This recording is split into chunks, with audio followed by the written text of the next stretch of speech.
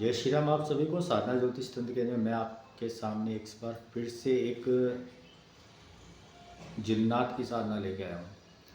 हमने जो पहले वीडियो बनाया था ना, उसके अंदर हमने जिन के बारे में जानकारी दी थी। ठीक है, तो जिन क्या होता है, पॉजिटिव भी होते हैं, नेगेटिव भी होते हैं। लेकिन जो जिन्नात होते हैं ना, वो जिन्नात सारे के सारे नेगेटिव होते हैं। आपको एक चीज़ बता देता हूँ मैं, कई लोगों पे है ना जिन्नात लग जाता है, अधिकतर लेडीज़ पे लगता है जिन्नात।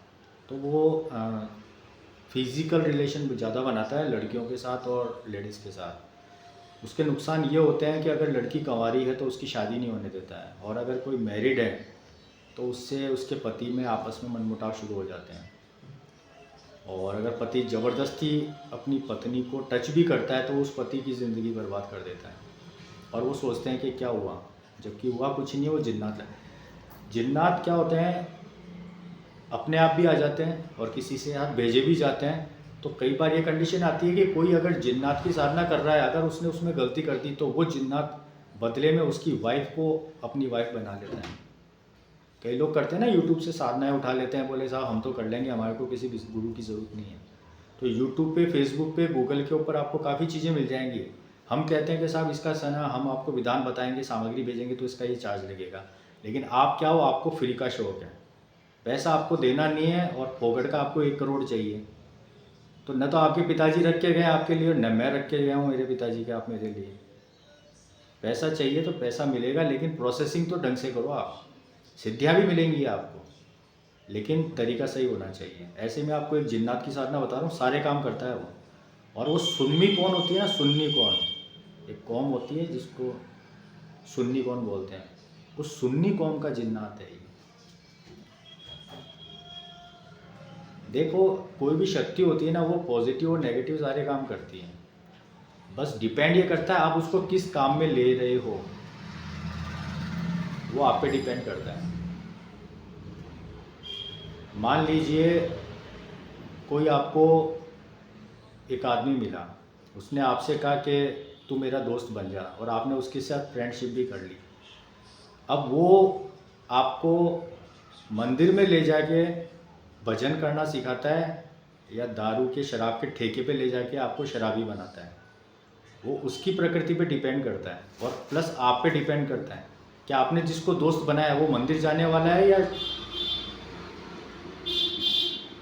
बियर बार में जाने वाला है। ऐसी शक्तियाँ होती हैं। आप अगर शक्तियों को हासिल करते हो ना, तो उनको किस फील्ड का आप काम देते हो ये आपके ऊपर डिपेंड करता है। आप जैसे उनसे काम करवाओगे ना, वो वैसा रिजल्ट आपको देंगे। अगर आपने उनसे अच्छे काम करवाए ना, तो वो आप पे खुश होंगे और आपकी 7 पीढ़ियों को है ना करोड़पति अरबपति बना देंगे। और अगर आपने उन शक्तियों को सिद्ध तो कर लिया, और सिद्ध तो होंगी क्योंकि आपने उनको मनचाहा भोग दिया है, आपने उनको मंत्रों से सिद्ध करके गुलाम बनाया, वचन लिए, तो वो काम का तो मना करेंगे नहीं, काम तो वो करेंगे आपका। लेकिन अगर आपने उनको गलत काम करवाया ना, तो वो करेंगे जब तक उनकी इच्छा होगी। जिस दिन उनका जैसे वचन टूटा, ये हमेशा ध्यान रखना, जैसे अपन साधना करते हैं ना, या कोई भी पूजा पाठ करते हैं, मैं कहता हूँ अगर आप अपने घर में हनुमान चालीसा भी पाठ करते हो ना, तो आपको उसका रिजल्ट नहीं मिलता। क्यों नहीं मिलता? क्योंकि आप हनुमान चालीसा का 1 पाठ रोज करते हो ना, तो आप संकल्प लेके नहीं करते, और बिना संकल्प लिए किसी भी पूजा का फल नहीं मिलता। चाहे आप है ना डेली के 108 हनुमान चालीसा के पाठ करो आप, वो सारे बेकार हैं। पूजा पाठ करने का पहला नियम होता है, सबसे पहले बैठो, आसन लगाओ, जो पूजा कर रहे हो, जो मंत्र है, उस मंत्र के अकॉर्डिंग उस रंग का आसन लगता है। किसी में हरा लगता है, किसी में काला लगता है, किसी में सफ़ेद लगता है, किसी में पीला लगता है, किसी में लाल लगता है। तो जैसे हनुमान जी के तो लाल आसन लगता है, सफ़ेद भी लगा सकते हो आप। तो उसके अंदर है ना, अगर आप 1 पाठ भी हनुमान चालीसा का कर रहे हो ना, तो सबसे पहले हाथ में लेके संकल्प लो, पानी हाथ में लेके, कि मैं, फिर अपना नाम बोलो, अपने पिता का नाम बोलो, अपना स्थान बोलो, कि हनुमान जी आपके 1 पाठ हनुमान चालीसा का करने का संकल्प लेता हूँ, कृपया आप मुझ पर अपनी कृपा बनाए रखें और मेरे परिवार की रक्षा करें। इसी कामना के साथ मैं आपका 1 पाठ हनुमान चालीसा का करने का संकल्प लेता हूँ। तो आपको उस 1 पाठ हनुमान चालीसा का संकल्प का फल मिलेगा, और हनुमान जी आपकी बात सुनेंगे। वरना आप अगर 11 या 21 पाठ डेली के कर लो, कोई फर्क नहीं पड़ता, ना तो हनुमान जी को पड़ता है ना आपको पड़ेगा। इसी तरह से ये जो सिद्धियाँ होती हैं ना, जिन जिन्नात परी या जो भी होती हैं, ये सब वचन की होती हैं।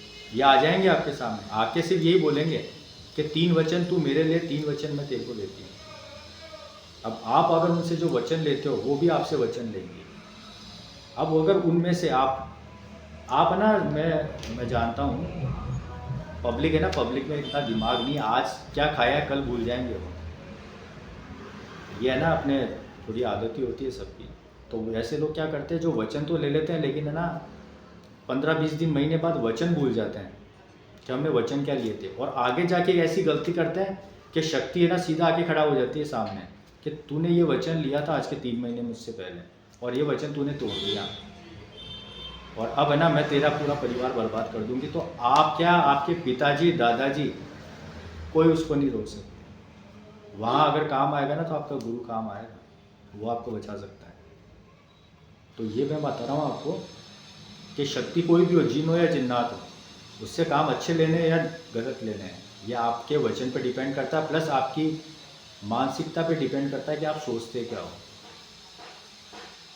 तो ये एक जिन्नात की साधना है, 3 दिन की साधना है, ज़्यादा समय नहीं लगता है, 2 लाइन का मंत्र है सिर्फ। मतलब है ना एक छोटा बच्चा भी मंत्र को याद कर लेगा। 2 लाइन भी नहीं कहूँगा मैं, आप ये मान के चलो जय श्री राम 2 बार बोला ना, बस यही, इतने से ही वर्ड हैं। मुस्लिम है लेकिन इतने से ही वर्ड हैं, और वो जिन्नात आपके सामने होगा। नुकसान नहीं करेगा यदि आप हमारे द्वारा दी गई टिप्स को फॉलो करके काम करते हो। अगर अपनी मनमर्जी चलाओगे तो नुकसान करेगा। एक चीज़ हमेशा ध्यान रखना आप, हम अगर किसी भी शक्ति की साधना करते हैं ना, तो अपने दिमाग में ना, जब अपन कर रहे हैं ना, जैसे 3 दिन अपन कर रहे हैं किसी शक्ति की साधना कर रहे हैं, मंत्र जाप कर रहे हैं, तो अपने माइंड में है ना सपने मत सोचना कि वो आएगा तो मैं उससे आते ही ना 20 करोड़ रुपए मांगूंगा, वो मुझे ला के देगा, या मैं इस लड़की का वशीकरण करवाऊंगा, फिर इस लड़की के साथ में मज़े करूंगा। अगर आप ये मेंटेलिटी रखोगे ना, तो वो शक्ति क्या करती है, पहले दिन से ही, जैसे ही आपने मंत्र किया है ना, आपने को जैसे मैंने कहा कि 10 माला जाप करना है, तो तीसरी माला पे वो शक्ति आपके कमरे में आ जाएगी, पर अपने होने का एहसास नहीं कराएगी, और वो आके बैठ जाएगी आपके घर में। और फिर है ना वो आपका पर डे है ना, आपका 24 घंटे आप पे नज़र रखेगी कि आप क्या कहते हो, क्या करते हो, आपका खान पान कैसा है, आप लोगों से बात कैसे करते हो, आपकी सोच कैसी है। यहाँ तक कि आप जो मोबाइल पे यूट्यूब, फेसबुक, इंस्टाग्राम भी चलाते हो ना, तो चलाते क्या हो और किन चीज़ों में, किन वीडियो में आपका इंटरेस्ट है, ये सब शक्ति देखती है पहले दिन से। आप सोचते हो दिखता नहीं है, अपने से 1000 गुना ज़्यादा दिमाग रखती है वो, और आपके ना मेंटेलिटी को एक एक सेकंड में पढ़ती है वो कि आप सोच क्या रहे हो। अगर उन 3 दिनों में आपने हल्का सा भी सोच लिया ना गलत, तो वो शक्ति है ना आपके सामने नहीं आएगी, चली जाएगी वापस।